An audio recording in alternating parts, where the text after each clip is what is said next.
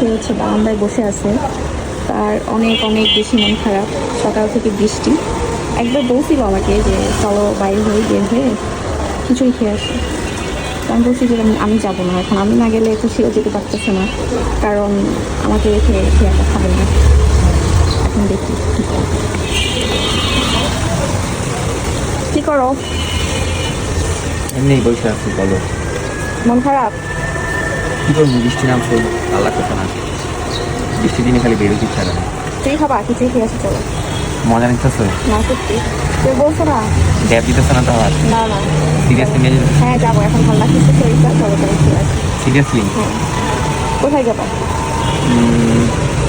চলো মজলি ছিল, এখানে কিছুই নেই, অনেক ভালো।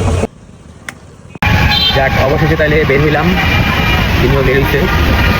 তারপর কেমন লাগে তোমার বলো বৃষ্টি দেখি। আর বৃষ্টির দিনে মানে এই সাথে মানে ঘোরা যে সেই ঠিক আছে, তাইলে আমরা যাই, আমরা ওই আসতে এখন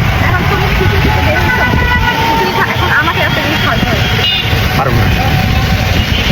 আচ্ছা ঠিক আছে, পারবো, চলো। না না না, চলো চলো চলো, বাসায় চলে আসছি আমরা এখন। আসো।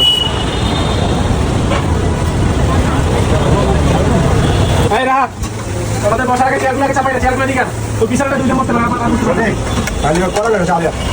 তিনটে না রাত ঘুরে দাঁড়িয়ে থাকার পর বসতে পারলাম। খাবার আসছে, 10 মিনিট ওয়েট করার পরে খাবার আসছে।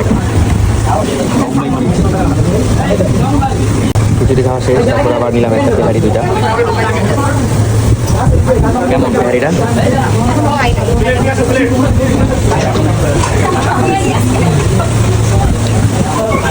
কেমন গাইস? এটা হচ্ছে রংপুরের আলু, রংপুরের আলু।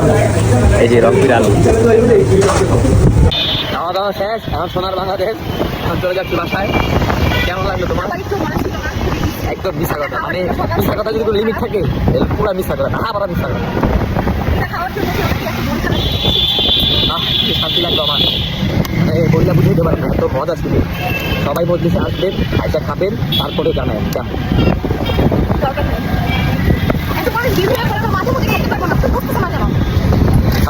সবাই খাক।